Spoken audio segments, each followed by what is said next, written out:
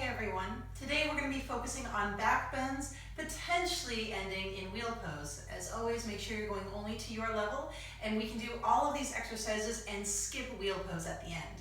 So when we're ready, we're going to find any easy seat we need, and we just give ourselves that moment to that little readjusting, just that last little moment to get all that extra movement out before we take a few seconds to settle in. Now once we do so, we might just take a moment to notice where we are at. If we feel like noticing where the mind is at right now is way too much for us, that's okay. Can we think about where we're literally at?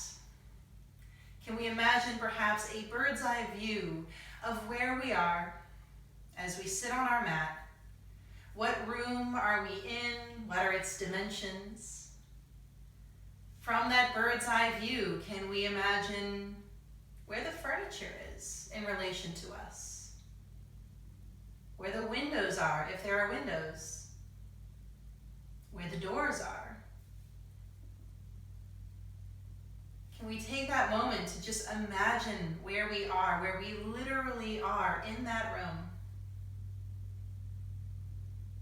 And if it works for us, maybe we pull back a little bit and imagine where we are in the space that we are currently occupying, whether it is a house, an apartment, a building of some nature, anything.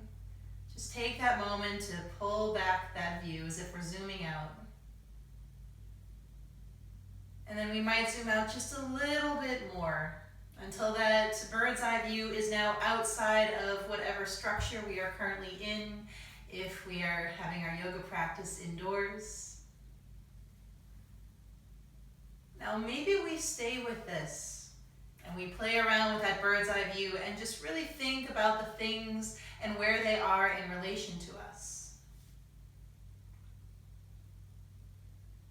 We might find it is comfortable to notice where the mind is at.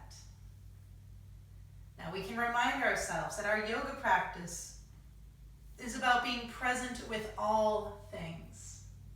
It is not about only thinking kind and peaceful thoughts, but being present with what is.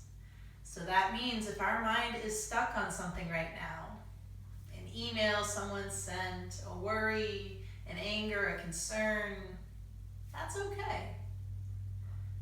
If it is possible, can we be mindful with it? Can we observe it without engaging with it? Can we observe it without judging ourselves for it, even if it is a supercharged emotion?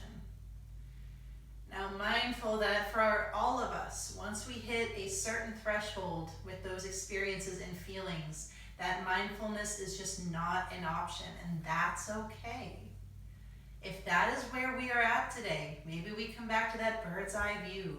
Allow that baseline to lower back down again. Because it's going to do us no good to try to be mindful when we are past the ability to be constructive with that mindfulness. And likewise, another way we can help lower that baseline is by coming back to our breath. Doing our best to notice how it feels to breathe in. Notice how it feels to breathe out. Maybe we take that full inhale and full exhale.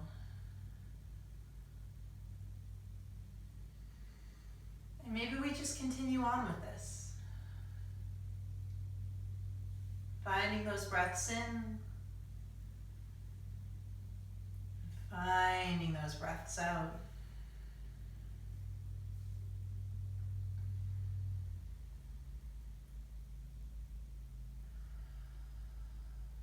Now, if we would like, we'll stay here for 5 more breaths. Now, that's always our time, whether we're using it to be mindful about where we are literally at, mindful with where the mind is at, or maybe we just take 5 deep breaths and count to 5. Make that time your own.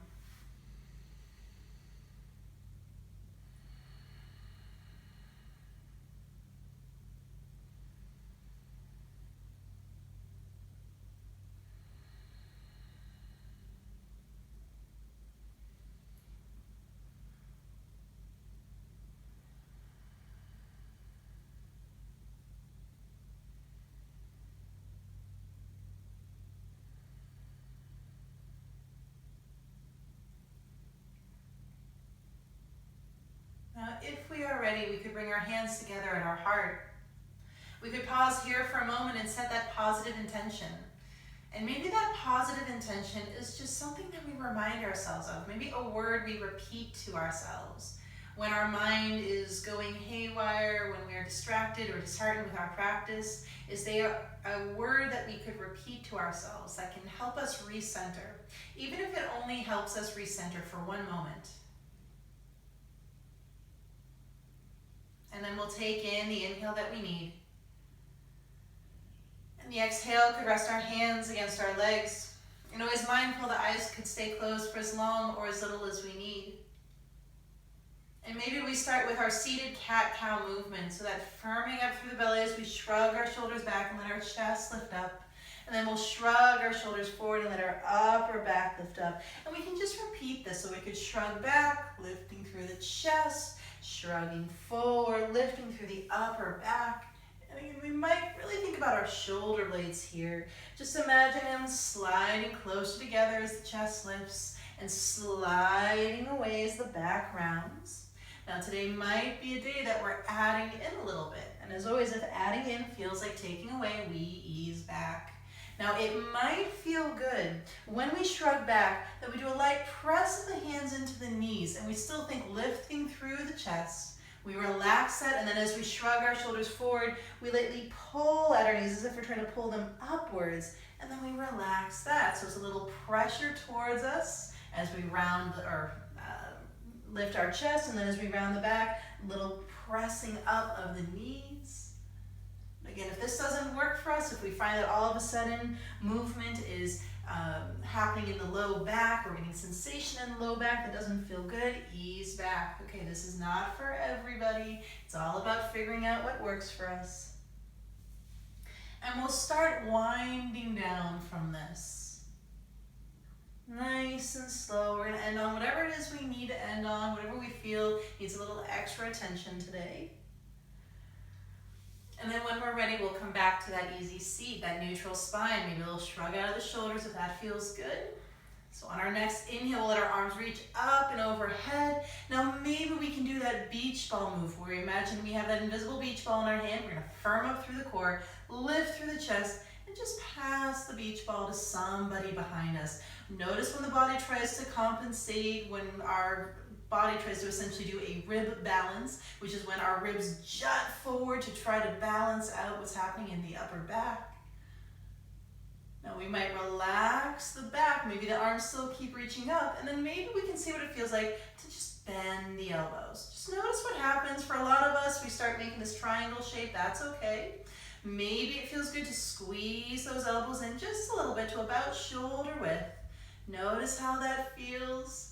Now we might stay here. This is really going to depend on what our rotator cuffs are comfortable doing. If it feels good, we might take our hands and we might start to have them travel away from each other as if the fingers are now trying to point to the opposite sides of the room with the palms up, as if we have some trays on our hands. And just lightly going away. It's not going to move a lot, or there's not a lot of rotation, not a lot of range of motion in this particular angle. Just notice how that feels. And then we'll come back, we'll straighten the arms for a moment, and then we'll bring them down. And maybe a little shrugging out of the shoulders if that feels good. And then when we're ready, we'll come down onto our hands and knees. And as always, just get there however we need to today. We'll do a few of our cat-cow movements here, and we might play with a very similar type of pressure. So we might start first just dropping the belly down, and then rounding the back. And maybe this is all we need today. We don't add in pressure. Again, if adding on feels like taking away, we ease back. If we'd like, maybe when we drop our belly for cow, we press the hands towards the knees and we let the chest feed through. And then as the back rounds, we're pressing the hands into the mat like we're pressing a door close. So again, a little press towards the knees as the belly drops. Pressing through the floor as the back rounds. So a little extra movement through the back, but also a little extra strengthening through the muscles around the rib cage area that help out our scapula, our shoulder blades. And we're just going to ease back from this nice and slow. We're going to end on whatever it is we want to end on. We'll come back to a tabletop position for a moment. Maybe it feels good to kind of shake out the hands a little bit. And if we like, we might do a baby puppy pose. Now mindful, we're at the very beginning of practice. Our puppy pose might look very different at the beginning than towards the end. Now with puppy pose, we're gonna have ourselves almost like we're in a table. We'll walk our hands out, and what happens next is up to us. Some people will find they come straight down, chest towards the floor.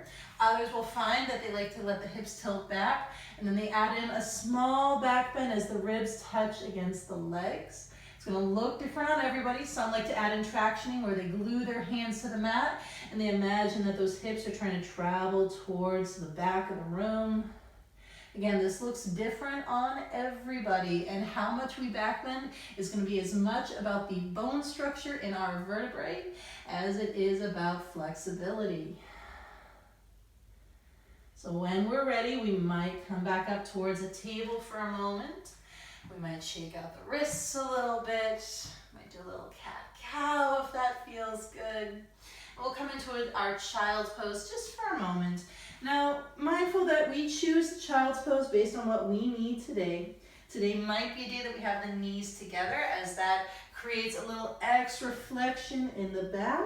But again, maybe what we need right now is to let the knees be far apart. Just going to try our best to breathe in and try our best to breathe out. Now, when we are ready, we'll come into our first downward facing dog. So we're welcome to come back up, readjusting everything. We'll curl the toes as we shift back and up, and just really noticing what we need. Maybe it just feels good to pedal out those heels today. Maybe it feels good to lift up through the tailbone. Maybe it's all about firming up through the core, pressing through the belly. Whatever we need here, we're going to try our best to breathe in and breathe out. When we are ready, we'll meet in our plank pose. We'll roll forward to plank. We're going to pause here, and we're going to drop the knees. Now we're going to do a few tricep push-ups. They're also known as Chaturanga push-ups. I advise everybody to do these with the knees down. We're going to press through the belly. So we're not going to go into any back bending right now. Firm core. Now we are going to try our best to have our elbows track backwards, as if the elbows are going to try to point out the wall behind us. Be careful with the idea of elbows tucked into the ribs, because for a lot of us, especially if we're broad-shouldered, we're actually going to go in too much. We're going to bring the elbows in until they're narrower than the shoulders, and we're trying our best to think shoulder width distance. So if we're ready, we're going to press through the belly. We're going to press through the hands a little bit. We're going to lower down about halfway. Elbows are tracking back if we can. We're going to press back up. Now, if we can, we're going to do this 2 more times. So we're going to lower down halfway and press back up. If we have enough energy, we're going to do it 1 more time. But again, nothing crazy here. Pressing back up, and we'll come back to child's pose. So you can give yourself a moment here, especially when it comes to things like chaturangas. That requires a lot of work on our shoulders, our triceps, our rotator cuffs have to do, muscles have to do a lot of work. We're just strengthening them up, because the triceps are kind of the unsung heroes of wheel pose. For a lot of us, whether or not we can get into wheel pose depends greatly on whether or not our triceps can fire up and help us press up into that back bend. But more on that later. We're going to give this another full breath in if we can. And full breath out. Now when we are ready, we're going to find our way onto plank 1 more time, but this time we'll lower all the way to our belly. So it might just feel good to come up to a downward facing dog first. And then we'll come to that plank pose. Now we decide if we're keeping the knees up. Notice if the hips are the first thing to come down to the ground. And we're going to see if we can do the opposite of that. So we might like that little shift forward. We don't have to add that in. But as we lower, can we make sure the hips are not the first thing to come to the ground? In fact, maybe they're the last. Now we can even go a little further. We're going to firm up through the core. We're going to press through the belly. And we're going to imagine that there's a little mouse underneath our belly button. And we're going to press through the belly so much that we created a little house for that mouse. Now it is okay if that house is very small right now, if it's more of a mental mouse. I just want us to really press through the belly. We want to make sure that all this is happening in the upper back. We don't want the low back to take in this movement. Now we're going to press through the belly and we're going to do our Cobra Rolls. So again, no pressure in the hands, pressing through that belly. Keep that house for that mouse. We're going to shrug back and lift up. And we're going to come back down. So again, we can come up, pressing that mouse for that house, or house for that mouse, and coming back down. Again, pressing through the belly, coming up, and coming back down. So we might do this one more time. I find that when I think about that house for that mouse, I come up considerably less, and then we come down, and then we'll pause here. Now, if we'd like, we can always do our Crocodile Arms, just stacking those forearms, resting our forehead on that. Now, if we'd like, we'll play with essentially our up dog rolls, but we still want to think pressing through the spine area. We're going to still press through the belly as well. So we're going to think engaging through the upper back, those shoulder blades are traveling downwards. We're going to press through the belly even though we're going to be lifting up that house. So when we're ready, we shrug back, little press through the hands, and we just lift up. Now it might say Cobra pose, it might go a little bit higher. For a lot of us, it's not actually going to be downward facing dog, because downward facing dog or upward facing dog entails pressing through the tops of the feet so much that the knees lift up. So it's going to be more like a cobra here, and then we're going to lower back down.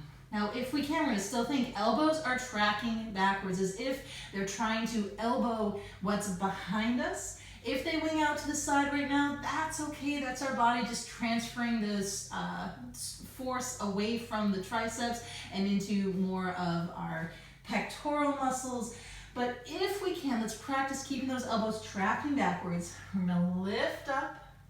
Maybe even pause here for a moment. Press through that belly. Don't let this collapse into the low back. And then we'll come back down. So 2 more if we can. We're going to lift up, press through that belly. And also think shoulder blades are coming down the back. Don't let those shoulders become earrings. And we'll come back down. 1 more time. So we're going to come up. Nice little back bend here.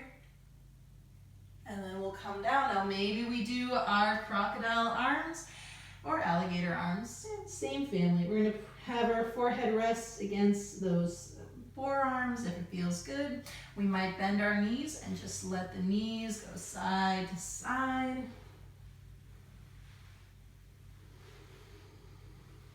Maybe 1 more full breath in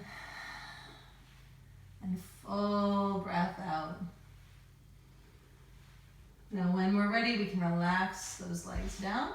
We're going to come up to our downward facing dog, but I invite you to bring the hands underneath the shoulders, press through the knees. We're going to keep the knees down, press through that belly, make that house for that mouse. We're going to lift up to our knees down plank, and then we come back to downward facing dog. That is a great way to kind of get rid of that reverse worm that can happen when the hips are the last thing to come off the mat.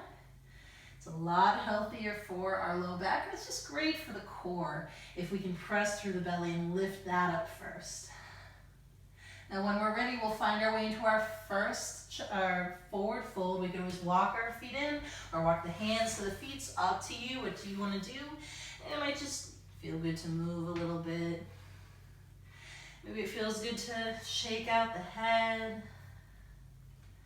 It's really whatever we need here. We're going to take a deep breath in. And we're going to take that deep breath out.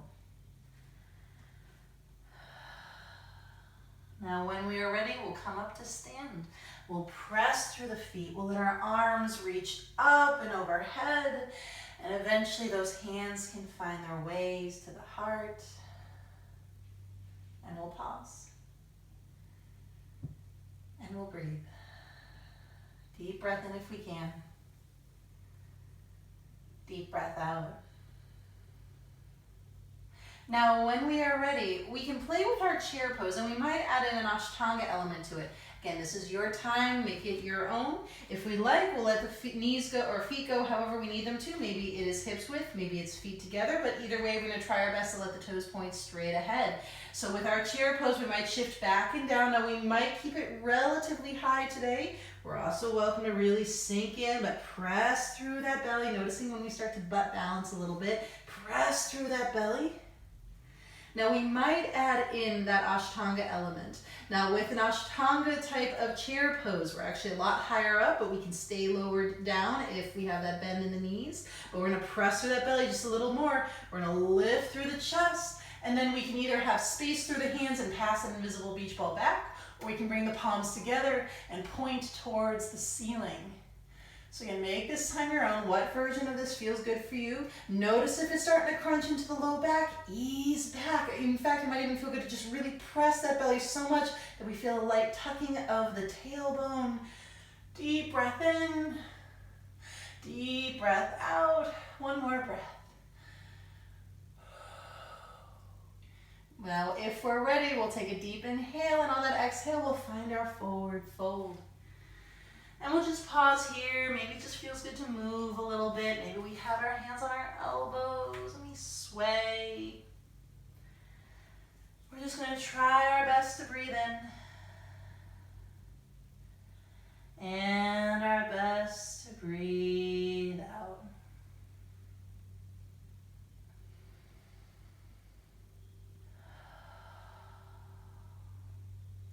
Now, when we are ready, we can find the flow of our choosing. That might be letting go of the hands. We could always do our halfway lift. And then when we're ready, we could plant the hands, stepping or lightly hopping back. We'll find our movement. So again, we might be doing our Chaturanga into upward facing dog. Again, upward facing dog is when the tops of the feet press so much into the mat that the knees are off the mat. And we'll come back to something resting. And it might be that flip of the toes up and back, but again, make sure you're making this time your own. I'm going to just take a few breaths here if we can. Deep inhale if possible. Deep exhale.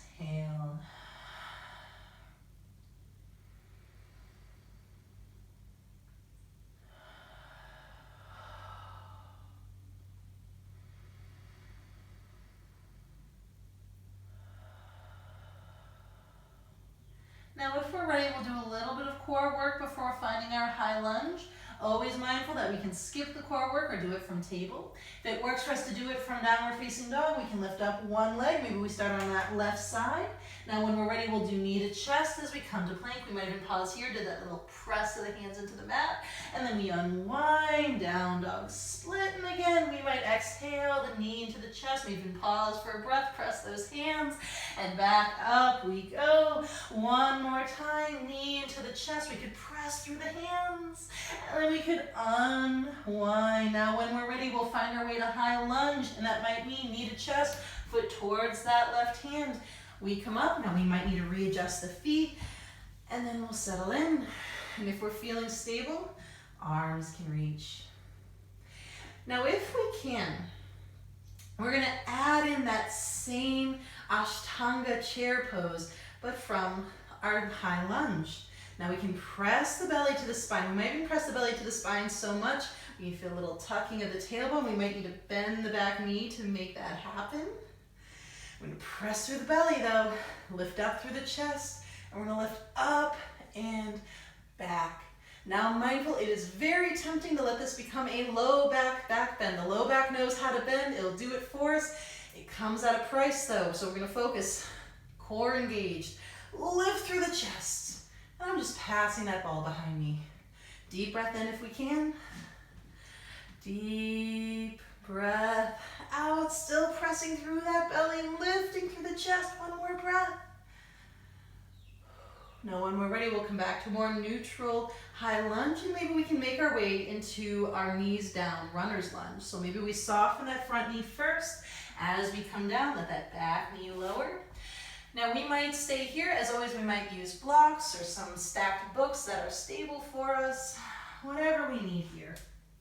We're just going to take a moment here if we can. Full breath in, full breath out. Maybe we add in our half split where we just start to walk ourselves back a little bit. Front foot can stay flexed down or it can flex up. It's just a matter of what we need. Again, just notice where we're at. Deep breath in if possible. Deep breath out. Now if we can, we're going to come back to that runner's lunge and we're going to see if we can come to high lunge. We're going to press through that front foot again, lifting ourselves up. Again, just make this your own. It's very tempting to slide the hips forward, let the low back crunch. It looks kind of cool, but it's really not that great for us. So we're going to think pretty high up. I've pressed through my belly so much I can feel that little tucking in of my tailbone. And then maybe I reach my arms up. And just taking a moment with that. Notice how that feels, taking that breath in. Taking that breath out. We're just trying to help stretch out our hip flexors. They're also kind of the unsung heroes of wheel pose. Deep breath in if we can. And out. Now if we're ready, we can bring the arms down. We'll bring our bodies down. And maybe we find our way into our closed twist. Now closed twist means towards the knee. And that might mean we like to have our left hand on the left knee. And we just lightly twist towards that bent knee. Maybe the hand stays on the knee, or does that light sideways pressure as if it's trying to slide off the knee. If we prefer, we can always reach up to the ceiling or put our hand on the hip or hand behind the back. We can also reach back like we want to shake someone's hand. The only rule here is we are being deliberate. Far too often we might just kind of mindlessly reach back with that arm, hoping for the best. I really want you to think about that hand. Think about what direction that hand is facing. Maybe we can get the thumb to face up. Just get a little shoulder stretch as we're doing that. Deep breath in. Deep breath out. And of course, if we're facing toward our fingers towards the ceiling, just reaching upwards. Deep breath in and out. And then we can unwind. That hand can come down. One last half split if that feels good. We'll just start to shift back. Hands go wherever we need them to. If we're near furniture, we can always hold on to that furniture. Notice what's happening with that low back. This is when we don't want our tailbone to tuck, because when the tailbone starts to tuck under and the low back rounds, it's to make it so the hamstring muscles don't have to feel as much range of motion or movement. So we're just trying our best to think tailbone lightly towards the sky, and it might even just be more of a mental, just imagining it. Deep breath in. Deep breath. Now when we are ready, we'll rebend the knee, we'll come back to that runner's lunge, and we'll find our way into the Vinyasa flow of our choosing. We can press the hands and step back, maybe just straight into downward facing dog. It might feel good to find that flow. We've come towards plank, we've lowered, we've backbended. Maybe our transition is to come up to table and back to child's pose. Again, whatever you need here. Remember that this is your time and your movement. Full breath in, whatever we're finding. And full breath out. Maybe one more breath here. Now, when we are ready, we'll find our way into our downward facing dog or table if we prefer to do our core work from table. Now if we're ready, we'll do our opposite side. So if we start on the left side, now we'll bring up the right leg. And when we're ready, we'll do knee to chest. As we come to plank, maybe pause and press through the hands. And then we'll unwind, coming back up. Now when we're ready, knees to chest. Again, as we come to plank, pressing through the hands. And we'll unwind, coming up. One more time in full, knee to chest, little pause here if we can, unwinding if we can. Now when we're ready, we find our high lunge, knee to chest, foot towards that right hand. We can come up, we'll pause, we might need to readjust. Now when we're ready, maybe those arms reach. And we pause. We take that moment to breathe in. That that moment to breathe out. Now again, we're going to try to press through the belly here. Now we're pressing so much through the belly that we might feel like tucking into the tailbone. Maybe we even bend the back knee. That might help free up the quad muscle so we can focus a little bit more on that hip flexor. Now we're going to press through the belly a little more. Lift through the chest. So we're going to lift up and back, that invisible beach ball. Now we might stay here. We are also welcome to press the palms together. We might press the palms together and then bend the elbows. You could press the palms together, bend the elbows, and then lightly bend the elbow or press the elbows inward so they're about shoulder width distance. Again, make that time your own. Nothing crazy here. Full breath in. Full breath out. Press through that belly if we can. Lift through that chest. Deep breath in. Deep breath out. Now when we're ready, we'll come up. We'll let the arms come down. We might shrug them out. Now when we're ready, we're coming into that knees down runner's lunge. So we can bring our arms down, bring that back knee down, bring blocks underneath the hands if we like to use blocks. Pausing here if we can. We're just taking that moment to breathe in. And breathe out. Now when we're ready, we might shift our weight back, finding that half split. Just taking a moment with that if we can. And when we're in our split, we want to notice, did my toes automatically point out to the side? Can I gently bring them back? When the toes point out to the side, that usually means our body's trying to avoid one of our hamstring muscles. So a little press through the belly if we can. Deep breath in. Deep breath out. Now when we are ready, we might start to bring ourselves back towards that runner's lunge, and maybe we're ready to find our low lunge. So again, we want to press through the feet. The hips might lightly shift back as we come up. Now once we are here, maybe we reach through the arms. Again, we're going to press through the belly. We might press through the belly so much that we actually feel ourselves kind of shifting back a little bit. Nothing wrong with that lean forward. In fact, if we can press through the belly until there's like a light tuck of the tailbone and lean forward, more power to you. We just don't want the tailbone to suddenly stick out, so we can do the super dramatic lean forward. It's really not that healthy for us. It's not that good, even though it might look pretty. Deep breath in if we can. Deep breath out. Again, we might do that light lift through the chest, those arms reaching back. Deep breath in. Deep breath out. Now when we're ready, we might come up, bring the arms down. We might bring down that opposite hand. We find our twist. We might start with a hand on the knee. We might just lightly twist towards the bent knee. Now we can do that light pressing of the hand as if it's trying to slide off the knee, but always being careful. We want to make sure we can navigate the lands between mild pressure, a little tractioning, and trying to crank the twist. And if we can't tell the difference between the two, we want to ease back, just remove that temptation entirely. Now again, we might reach up, reach back, hand on the hip, hand behind the back. The only thing I don't want to see is somebody mindlessly reaching back. There's no thought in the hand.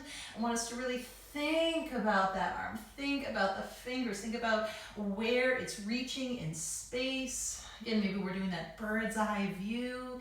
What would this look like if I were essentially an entity that could look straight down? Deep breath in.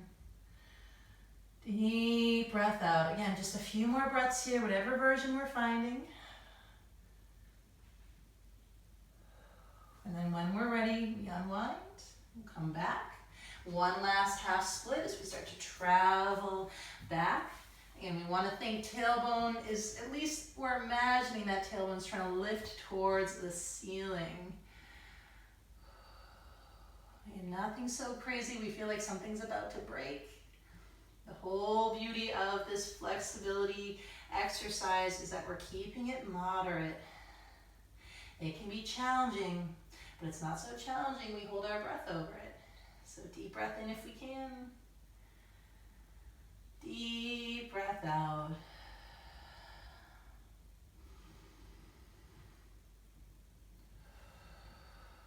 One more breath. ready, we'll come back. One last runner's lunge, and then we're doing the movement of our choosing. So again, we might come up and come back. Maybe it's to that plank pose. Maybe we like to come to knees down, do a Chaturanga push-up, and then find child's pose. What do you personally need right now? We're just going to give this 3 more deep breaths, whatever it is that we might need.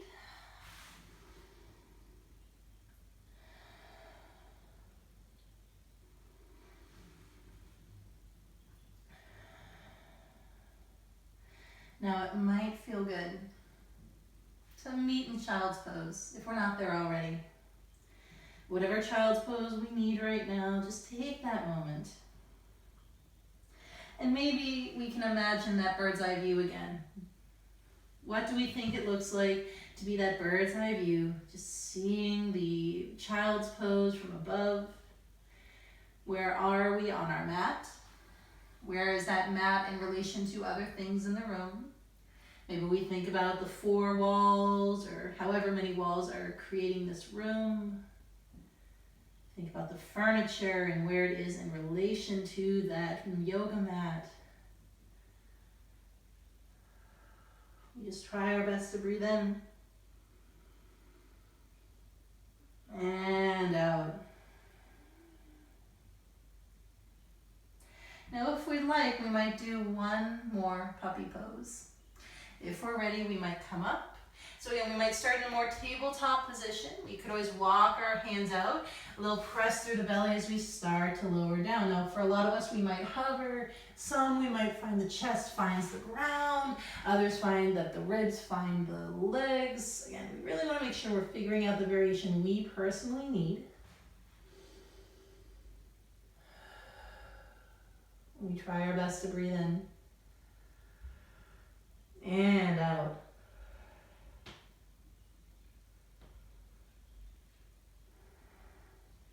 One more breath.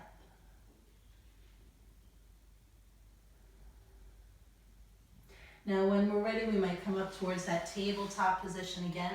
We might do a little cat-cow movement. Maybe that feels really good right now.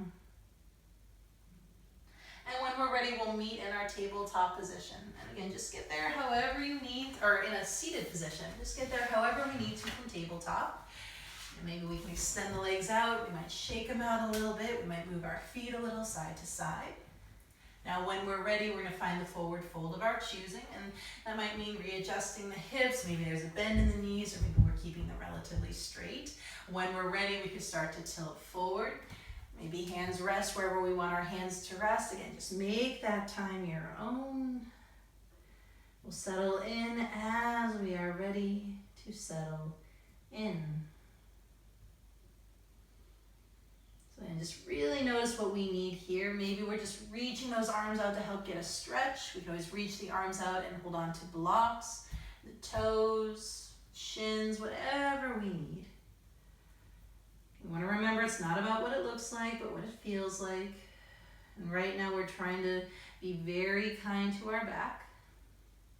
We've done a lot of back bending, a lot of back bending prep. We want to just make sure everything feels okie dokie. Little stretch in the back. We'll give this another deep breath in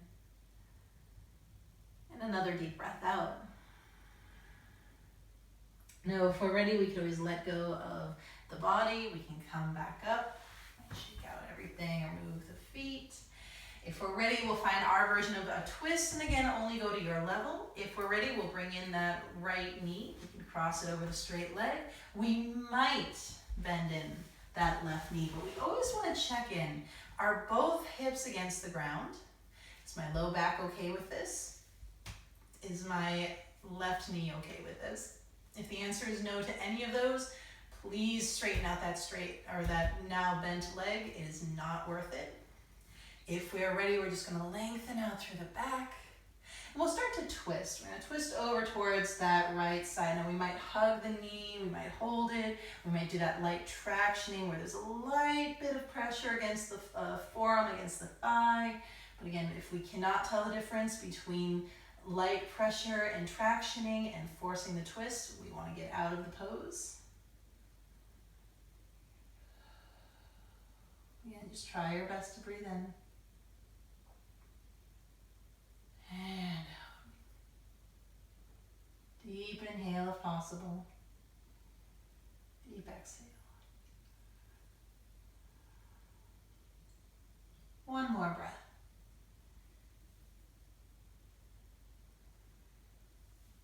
Now when we're ready, we could unwind and we'll twist in the opposite direction. Now we might stay upright for that twist. We might bring one hand down or two hands down. We might reach out, really whatever we need here. Just notice what feels good in the back right now. Nice big stretch, deep inhale. Deep exhale. Now if we can always come back up. We'll keep the legs where we are if we can. If we are ready, we could take that right hand to the ground, left arm could reach up, or just up and overhead. Just a little side bend stretch. Again, make that your own. Adjust the hands, the elbows, in whatever way we need. We'll try our best to breathe in. And breathe out. One more breath. And when we're ready, we can come up. We're going to switch sides, which might involve uncrossing the legs and then recrossing them. If we're playing around with that, essentially what I like to call the ninja sit, what we might do is we might bring our hands over towards that right side again, getting ready to pivot onto the balls of the feet, press through the hands as we lift up our hips. Now as we naturally uncross the legs, we find we start to go counterclockwise. We're just going to keep that movement, keep the feet pivoting. Now if we can, as we lower down, we might need to readjust the feet. It's also perfectly okay if our 360 looked more like 270 degrees, that's okay. If we're not doing that, we just have, we straighten out the legs. We're going to bring in that left knee over right, and we cross in the opposite leg. Now when we're ready, we're going to find length. We're going to get tall, we're going to twist over towards that left side again. Just give yourself a few moments if you can. Finding the stretch if it feels good. We're going to try our best to breathe in. And breathe out.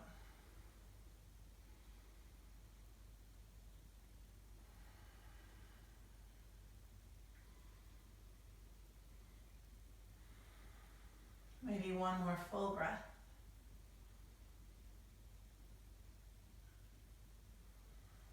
Now when we're ready, we'll unwind to center and we'll twist in the opposite direction. Now again, we might stay upright for that pose. We might bring a hand down, two hands. We might reach out like we want to shake somebody's hand or point out the ground. Again, just notice what stretch feels good in the back today. Deep breath in. Deep breath out.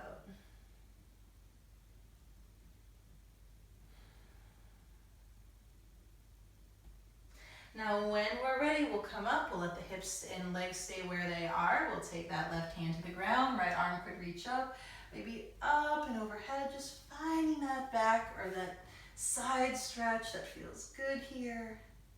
Deep breath in. Deep breath out. One more breath.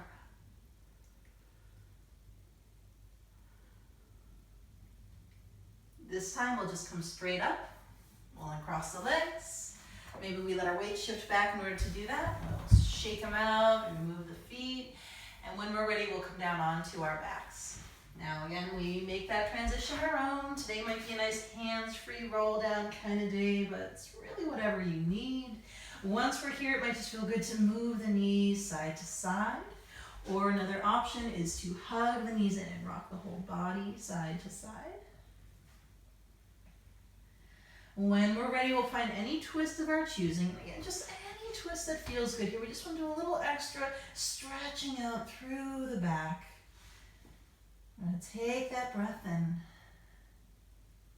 and out. 2 more breaths.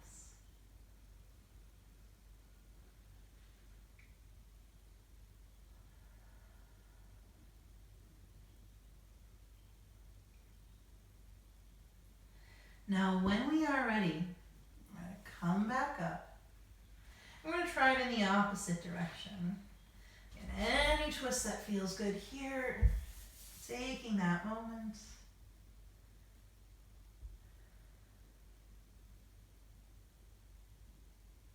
2 more breaths.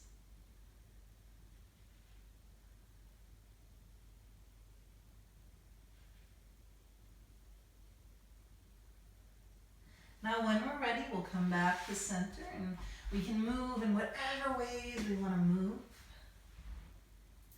Now again, we want to remind ourselves that we're only going to go to our level, and maybe our level is to simply lay on our back and just enjoy the time on our mat. We might start first with our bridge poses, so we could walk our feet in comfortably close. We're going to try our best to have our feet about hips width distance with the feet pointing straight ahead. We're going to press through those feet, lifting up through the hips. Engage those glute muscles. Just notice how that feels, and we'll come back down. So we might do that again, but we might add in our arms. So we're going to lift up, squeeze through those glutes. We're going to lift our arms up and overhead. Maybe they find the ground behind us. And we're just going to take a moment here if we can. Deep breath in. Deep breath out. And then we'll come back down. We might need to readjust a little bit. We might need to move the knees a little bit. Now we might do that one more time, only with the elbows bent. And we're essentially going to do almost like a reverse chaturanga. We're going to press through the feet, lift our hips up, but then we're going to think bent elbows, and we're going to keep them about shoulder width distance as we bring them behind us. And wherever those hands go is wherever they're going to go. We can always readjust to see how it feels. Some people like them close to the ears, others don't. Just notice how that feels. Deep breath in, deep breath out. Now what we might do is we might bring the hips down, we might keep the arms where they are, and then we might just press through the hands. And we might press through the hands so much that it lifts up our chest just a little bit and then comes down. So we press through the hands so the hips, the chest lifts up just a little bit and then it comes down. We'll take a moment, notice how that feels. We'll let the arms come down, just check in. How are the wrists, elbows, shoulders? How do the triceps feel? So again, as I was mentioning before, the unsung hero of our wheel pose is the tricep area, because if you think about it, we almost have to do this upside down chaturanga to get from a laying down position into our back bending position. And for a lot of us, our triceps really don't want to do this. Now likewise, as we're resting our back, I will mention that once again, how much the upper back can bend is not just about our flexibility, but bone structure. Those processes that are on the back of our vertebrae, they are shaped in a certain way, and after enough bending, they start to meet each other. And when bone meets bone, that's as far as we can go without breaking a bone, and I hope we never break our vertebrae. So we want to remember these things. And the last thing we want to remember is range of motion in the shoulders. If our arms cannot reach up and back and even past the head, that means it's going to be extra work for the upper back. Likewise, if the upper back is not having an ability to fully back bend, it's going to ask the arms to reach back even further. We want to listen to the body. We don't want this transfer of force machine to get us injured, forcing ourselves into a pose that doesn't work for us. Now with all of that caveat, we might try our wheel pose. So again, we're going to think Chaturanga arms. We're going to come up and back, let those palms find somewhere on the ground, and that they might be pretty close to our ears, they might not. This is kind of a trial and error. Some people might have the hands a little farther out, maybe they're closer to the shoulders. And likewise, some people feel a little more comfortable widening their stance with their feet, widening them out a little bit. Others will prefer to keep them close together. What we need is up to us. And we're going to press through the feet, we're going to press through the hips, we're going to find that bridge pose first. Now if we can, we're going to press through the belly, press through the hands, and then lift ourselves up. Now this is our time and our pose. Press through that belly, see if it's happening in the low back. Press through those glute muscles, let those hip flexors release. Now if we feel like there's further for us to go, we might press our feet towards what's essentially in front of them, but the back of the mat, and maybe our legs start to straighten and we shift our weight towards the front of the mat. But again, that's only if we have further to explore in our back bend. Now we come out the way we came in. We're going to tuck our chin as we lower down nice and controlled, lowering then the hips, and we come down. Now we'll take a moment here. We're going to take those wrists, we're going to clasp our hands and roll those wrists out. Only if we want to practice again, we might try this one last time. But again, if the wrists are already tapping out, we listen to the body. As always, the joints that are closest to the ground get the loudest veto power. So if they're even hinting at no, we don't do it. But again, we might think Chaturanga arms, bringing those palms down, close-ish to our head. Wherever those feet are, we're gonna press through them. We're gonna lift through those hips. And again, press through the belly, engage the core, press through those hands. And we think reverse Chaturanga pushes us up.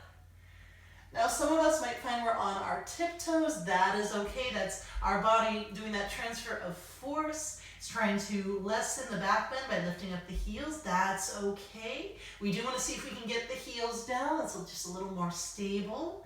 Again, whatever we need here, we're going to try our best to breathe in and breathe out. And again, tuck the chin, coming into that Chaturanga again, lowering hips down, everything comes down. Again, we might take the wrists, clasp the palms, roll those wrists out. We might do those wrist hugs where we just do light squeezes on the forearms or the area underneath, or the right on the wrist, I should say. Now the forearms themselves might be a little exhausted. That's okay. We might even do just a little bit of a massage. Just a little squeeze going down the forearms and back up. Again, self-care. We want to take care of ourselves. This is not indulgent. This is a requirement. Not necessarily this movement, but self-care in general. So when we are ready, we might find our way into our supine bound angle. If that's not for us today, we might do legs up the wall. So if we'd like, for supine bound angle, feet might come together, knees might go apart. We might need to readjust as we settle in. And we'll just take a moment here. Just a chance to notice how that feels. We'll take that moment to breathe in. And that moment to breathe out. Now, mindful that this is our last guided pose. And we might just stay here, finding that breath in and finding that breath out. But this is our time. Maybe we'd like to come into a last pose that will feel good for us today. We might find that we like to come out of this pose and maybe a little hug of the knees into the chest. We're also welcome to come up, maybe another forward fold would feel good. If plow or shoulder stand is part of our practice, those are good counter poses as they flex the back after all of that back bending or back extension, if you will. But this is our time. Check in with the body, check in with what you personally need. And we're going to settle into Shavasana in whatever way we need to. And again, there's countless ways to appreciate Shavasana. We might find that we pause the video when we set a timer on the phone. We might find that we continue Shavasana alongside the video, but we decide that when I start cueing us out, we stay where we are. We might find today is a day that we are doing the 3 to 4 minute Shavasana that is included in the video. As always, make sure you're making the decision that is best for you. Try your best not to think about the emails, the to-do list, anything like that. They've been waiting for us for the last 55 minutes. They can wait an additional 10. Make sure you give this time for yourself. Again, self-care is not an option. It's not an indulgence. It is a requirement. So whatever we need, we'll start to settle in. If we are doing Shavasana with the video, I'll play the singing bowls for a few minutes. I'll let them fade into silence and then eventually ring the chimes. And what we do between now and then is entirely within our power.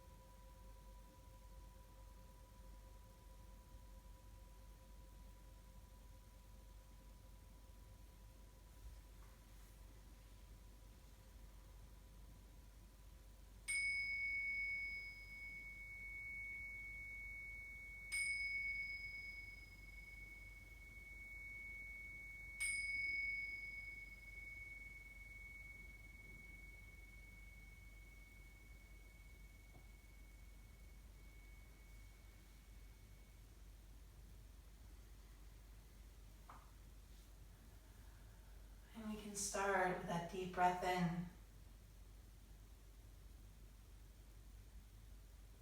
And that deep breath out. Now we can return movement if we are ready to return movement. And if we can, maybe we're still doing that bird's eye view. Can we imagine what it looks like, us in Shavasana? And as it slowly but surely we return movement into the body, what does it look like from that bird's eye view as we continue to add on? And then if it works for us, we can meet in that easy seat, and as always, no rush. We're going to get there as we get there. And once we are ready, we might let our hands come together at the heart. And we'll pause here for a moment. And we'll seal in our practice with that moment of gratitude, which today might come in the form of just asking ourselves, can I name one thing that I am grateful for? And it's okay if the answer to this is no. And then whatever meaning of namaste resonates, and perhaps today it is the strength within me recognizes the strength within you. I thank you for your time. I thank you for your practice. Namaste.